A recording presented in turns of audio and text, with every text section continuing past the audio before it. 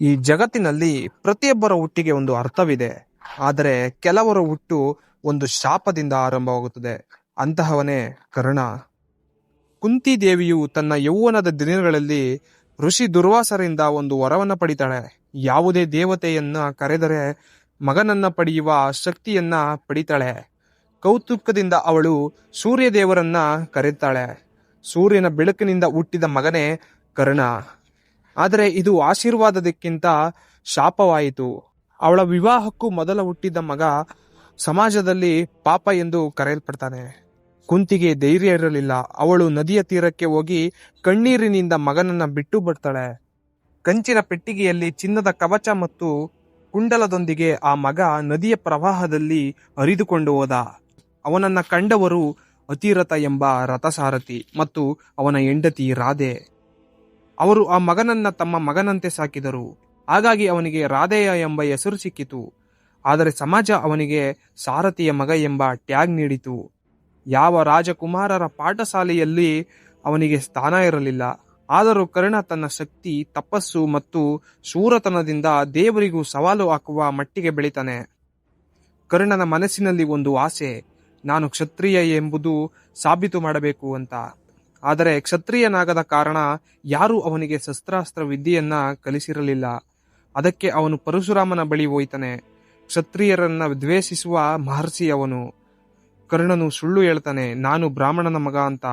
ಪರಶುರಾಮನು ಸಂತೋಷದಿಂದ ಅವನಿಗೆ ಬ್ರಹ್ಮಾಸ್ತ್ರ, ವಜ್ರಶಕ್ತಿ ಎಲ್ಲ ದೇವಾಸ್ತ್ರಗಳನ್ನ ಕಲಿಸ್ತಾನೆ. ಆದರೆ ವಿಧಿಗೆ ಇದು ಇಷ್ಟವಾಗಿರಲಿಲ್ಲ. ಒಂದು ದಿನ ಪರಶುರಾಮನು ಅವನ ಮಡಿಲಿನಲ್ಲಿ ಮಲಗಿದ್ದಾಗ ಒಂದು ಕೀಟ ಕರ್ಣನ ತೊಡೆ ಕಚ್ಚುತ್ತೆ. ರಕ್ತ ಹರಿಯುತ್ತಿದ್ದರೂ ಕರ್ಣ ಅಲುಗಾಡ್ಲಿಲ್ಲ. ಗುರು ಎದ್ದೊಳ್ತಾರೆ. ಅವನ ಕಣ್ಣುಗಳಲ್ಲಿ ಶಂಕೆ ಇರುತ್ತೆ. ಬ್ರಾಹ್ಮಣನ ದೇಹ ಇಷ್ಟೊಂದು ತಾಳ್ಮೆ ತೋರಿಸಲಾರದು. ನೀನು ಕ್ಷತ್ರಿಯನಲ್ಲವೇ ಅಂತ ಕೇಳ್ತಾರೆ.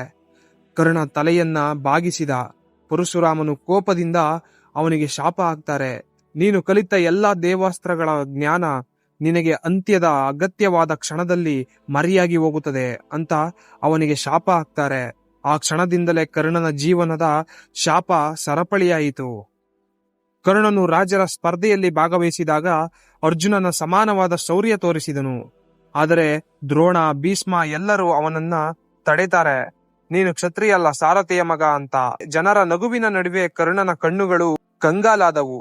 ಆ ಸಮಯದಲ್ಲಿ ಒಂದು ಶಕ್ತಿ ಅವನತ್ತ ನಡೆದು ಬಂದಿತ್ತು. ಅವನೇ ದುರ್ಯೋಧನ. ನೀನು ನನ್ನ ಸಹೋದರ, ನನ್ನ ಸ್ನೇಹಿತ. ದುರ್ಯೋಧನನು ಅವನಿಗೆ ಅಂಗೇ ದೇಶದ ರಾಜತನ ನೀಡಿದನು. ಅಂದಿನಿಂದ ಕರ್ಣ ತನ್ನ ಆತ್ಮವನ್ನ ದುರ್ಯೋಧನನ ನಂಬಿಕೆಗೆ ಅರ್ಪಿಸಿದನು. ದುರ್ಯೋಧನನ ಜೊತೆಗೆ ಇದ್ದ ಕರ್ಣ ಎಂದಿಗೂ ತನ್ನ ನಿಷ್ಠೆ ಕಳೆದುಕೊಳ್ಳಲಿಲ್ಲ. ಆದರೆ ಇದು ವಿಧಿಯ ಆಟವಾಗಿತ್ತು. ಅವನ ನಿಷ್ಠೆ ಧರ್ಮದ ವಿರುದ್ಧದ ಪಾಳೆಯಕ್ಕೆ ಸೇರಿತ್ತು. ಕೃಷ್ಣನು ಯಾವಾಗಲೂ ಕರ್ಣನ ಮಹತ್ಯ ಅರಿತಿದ್ದನು. ಆದರೆ ಕರ್ಣನೊಳಗಿನ ಆ ಅಹಂಕಾರ, ತನ್ನ ತಾಯಿಯ ಬಿಡುವು, ಶಾಪದ ನೆರಳು ಇವೆಲ್ಲ ಅವನನ್ನ ಕತ್ತಲೆಗೆ ತಳ್ಳಿದವು. ಒಂದು ದಿನ ಕರ್ಣನು ಆಕಾಶದಲ್ಲಿ ಕೊಂಡು ಹೋದ ಒಂದು ದೈವಿಕ ಅಸ್ತ್ರದ ಪ್ರಯೋಗ ಮಾಡಿದಾಗ ತಪ್ಪಾಗಿ ಒಂದು ವೃದ್ಧ ಬ್ರಾಹ್ಮಣನ ಹಸುವಿಗೆ ಸಾವಾಗುತ್ತೆ. ಆಗ ಬ್ರಾಹ್ಮಣ ಕೋಪದಿಂದ ಹೇಳ್ತಾನೆ, ನಿನಗೆ ಜೀವನದ ಅಂತ್ಯವಿರುವ ಕ್ಷಣದಲ್ಲಿ ನಿನ್ನ ರಥದ ಚಕ್ರ ನೆಲಕ್ಕೆ ಅಂಟುಕೊಳ್ಳುತ್ತದೆ, ಆಗ ನಿನ್ನ ಅಂತ್ಯವಾಗುತ್ತದೆ ಅಂತ ಅವನಿಗೆ ಶಾಪ ಹಾಕ್ತಾರೆ. ಆಗ ಮತ್ತೊಂದು ಶಾಪ ಅವನ ಜೀವನದ ಆದಿಯಲ್ಲಿ ಬರೆಯಲ್ಪಡುತ್ತದೆ. ಯುದ್ಧದ ಪೂರ್ವದ ರಾತ್ರಿ ಕೃಷ್ಣನು ಕರ್ಣನ ಮುಂದೆ ಕುಂತಿಯನ್ನು ಕರೆದುಕೊಂಡು ಬರ್ತಾನೆ. ಕೃಷ್ಣನು ಸತ್ಯ ಬಿಚ್ಚಿಡ್ತಾನೆ. ಕುಂತಿಯ ಮಗ ನೀನು, ಪಾಂಡವರಲ್ಲಿ ಹಿರಿಯನು ಅಂತ ಹೇಳ್ತಾನೆ. ಆ ಕ್ಷಣ ಕರ್ಣನ ಮನಸ್ಸು ಚೂರು ಚೂರಾಗಿತ್ತು. ಅವನು ತಾಯಿಯನ್ನು ನೋಡುತ್ತಾ ಹೇಳಿತಾನೆ, ಹಾಗಾದರೆ ಯಾಕೆ ನನ್ನನ್ನು ನದಿಗೆ ಬಿಟ್ಟೆ ಅಂತ ಕೇಳ್ತಾನೆ. ಕುಂತಿಯ ಕಣ್ಣಲ್ಲಿ ಕಣ್ಣೀರು ತುಂಬುತ್ತದೆ. ಆದರೆ ಕರ್ಣ ನಗುತ್ತಾ, ನೀನು ನನ್ನ ತಾಯಿ, ಆದರೆ ನಾನು ಈಗ ದುರ್ಯೋಧನನ ಕಡೆಯವನು. ಯುದ್ಧದಲ್ಲಿ ನಿನ್ನ 5 ಮಕ್ಕಳಲ್ಲಿ 4 ಉಳಿಯಲಿ. ಅರ್ಜುನನನ್ನ ಬಿಟ್ಟು ನನ್ನ ಅರ್ಜುನನ ಕಾಳಗದಲ್ಲಿ ಯಾರು ಸಾಯುವರು ವಿಧಿ ನೋಡುತ್ತದೆ ಅಂತ ಹೇಳ್ತಾನೆ. ಕುರುಕ್ಷೇತ್ರ ಯುದ್ಧ ಪ್ರಾರಂಭವಾಗುತ್ತೆ. ಭೀಷ್ಮ ಬಿದ್ದ ನಂತರ ಕರ್ಣ ಸೇನೆಯ ನಾಯಕನಾಗ್ತಾನೆ. ಅವನ ಕತ್ತಿಯಿಂದ 100 ಪಾಂಡವರ ಸೈನ್ಯ ಬೀಳುತ್ತೆ. ಅವನ ಶೌರ್ಯಕ್ಕೆ ಆಕಾಶವೇ ಸಾಕ್ಷಿಯಾಗುತ್ತೆ. ಆದರೆ ವಿಧಿ ತನ್ನ ಪೆಟ್ಟಿಗೆ ತೆರೆಯುತ್ತೆ. ಶಾಪಗಳ ನೆನಪು, ದೇವರ ಆಟಗಳು ಮತ್ತು ಸತ್ಯದ ನೆರಳುಗಳು ಎಲ್ಲವೂ ಒಂದಾಗಿ ಅವನ ಕಡೆ ಬರುತ್ತವೆ. ಅರ್ಜುನನೊಂದಿಗೆ ಕರ್ಣನ ಅಂತಿಮ ಯುದ್ಧ ಆರಂಭವಾಗುತ್ತೆ. ರಥಗಳು, ಅಡುಗೆಯ ಗರ್ಜನೆಗಳಂತೆ ಮುಖಾಮುಖಿಯಾಗ್ತವೆ. ಕರ್ಣ ತನ್ನ ಬ್ರಹ್ಮಾಸ್ತ್ರ ಸ್ಮರಿಸಲು ಪ್ರಯತ್ನಿಸ್ತಾನೆ, ಆದರೆ ಪರಶುರಾಮನ ಶಾಪ ನೆನಪಾಗುತ್ತೆ. ಅವನ ಮೆದುಳಿನಲ್ಲಿ ಆ ಮಂತ್ರ ಮರೆತು ಹೋಗುತ್ತೆ. ಅವನು ಕೈಗಳನ್ನು ಆಕಾಶದತ್ತ ಎತ್ತುತ್ತಾ, ಗುರುವೇ, ಇದು ನಿನ್ನ ಶಾಪದ ಫಲ ಅಂತ ಹೇಳ್ತಾನೆ. ಯುದ್ಧದ ಮಧ್ಯದಲ್ಲಿ ಕರ್ಣನ ರಥ ಚಕ್ರ ನೆಲಕ್ಕೆ ಅಂಟುಕೊಳ್ಳುತ್ತೆ. ಅವನು ಇಳಿದು ಚಕ್ರ ಎಳೆಯಲು ಮುಂದಾಗ್ತಾನೆ. ಅರ್ಜುನನು ಬಿಲ್ಲು ಎತ್ತಿದಾಗ ಕೃಷ್ಣನು ಅರ್ಜುನನಿಗೆ ನೆನಪಿಸ್ತಾನೆ, ಇವನು ಯೋಧ, ಆದರೆ ಕಾಲ ಈಗ ನ್ಯಾಯದ ಮೇಲೆ ಇದೆ ಅಂತ ಹೇಳ್ತಾನೆ. ಕರ್ಣ ಕೃಷ್ಣನತ್ತ ತಿರುಗಿ ಹೇಳ್ತಾನೆ, ಧರ್ಮ ಎಂದರೆ ಏನು ಮಧುಸೂದನ? ನಾನು ಯಾವ ತಪ್ಪು ಮಾಡಿದ್ದೆ ಅಂತ ಹೇಳ್ತಾನೆ. ಕೃಷ್ಣ ಶಾಂತವಾಗಿ, ಕರ್ಣ, ನೀನು ಸತ್ಯವನ್ನು ಅರಿತುಕೊಂಡು ಸುಳ್ಳಿನ ಪಾಳಿಯಲ್ಲಿ ನಿಂತೀಯಲ್ಲ, ವಿಧಿ ಅದನ್ನು ಕ್ಷಮಿಸುವುದಿಲ್ಲ ಅಂತ ಹೇಳ್ತಾನೆ. ಅರ್ಜುನನು ಪಾಸು ಪತಾಸ್ತ್ರವನ್ನ ಆರಿಸ್ತಾನೆ. ಬಾಣವು ಕರ್ಣನ ಹೃದಯವನ್ನ ಛಿದ್ರಗೊಳಿಸಿತು. ಆಕಾಶದಿಂದ ರಕ್ತ ಸುರಿಯಿತು. ಭೂಮಿ ಕಂಪಿಸಿತು. ಸೂರ್ಯಪುತ್ರನು ನೆಲದತ್ತ ಬಿದ್ದ.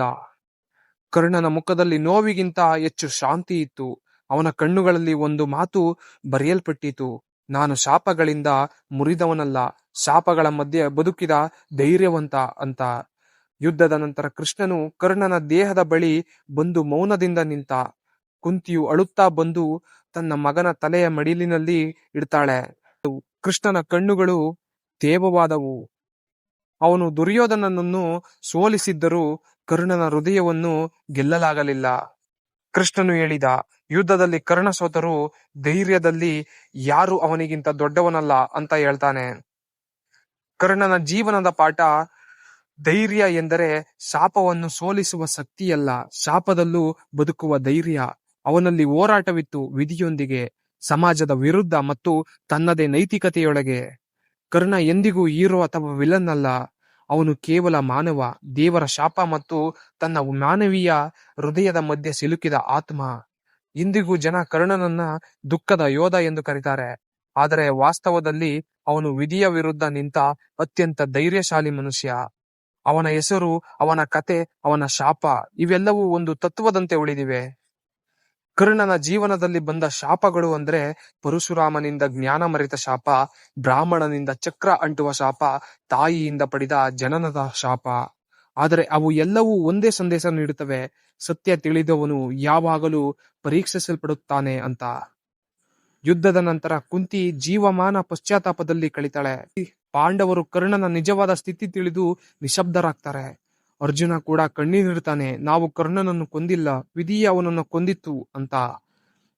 ಕರ್ಣನ ಕತೆ ಇಂದು ನಮಗೆ ಹೇಳುತ್ತದೆ, ಒಬ್ಬನ ಜನ್ಮ ಅಥವಾ ವರ್ಗವಲ್ಲ, ಅವನ ಮನಸ್ಸು ಅವನ ಮಹತ್ವವನ್ನ ತೀರ್ಮಾನಿಸುತ್ತದೆ. ಅವನ ಶೌರ್ಯ, ನಿಷ್ಠೆ, ಗೌರವ ಇವೆಲ್ಲ ಮಾನವೀಯತೆಯ ಉನ್ನತ ರೂಪಗಳು ಅಂತ. ಕರ್ಣ ಸೂರ್ಯಪುತ್ರನ ಶಾಪದಿಂದ ಮರೆತ ಧೈರ್ಯ. ಇದು ಕೇವಲ ಪುರಾಣವಲ್ಲ, ಇದು ಒಬ್ಬನ ಮಾನವನೊಳಗೆ ಬೆಳಕು ಮತ್ತು ಕತ್ತಲೆಯ ಕತೆ. ಧೈರ್ಯ, ನಿಷ್ಠೆ ಮತ್ತು ವಿಧಿಯ ಮಧ್ಯೆ ನಡೆಯುವ ಶಾಶ್ವತ ಯುದ್ಧದ ಸಂಕೇತ. ನಮಸ್ಕಾರ.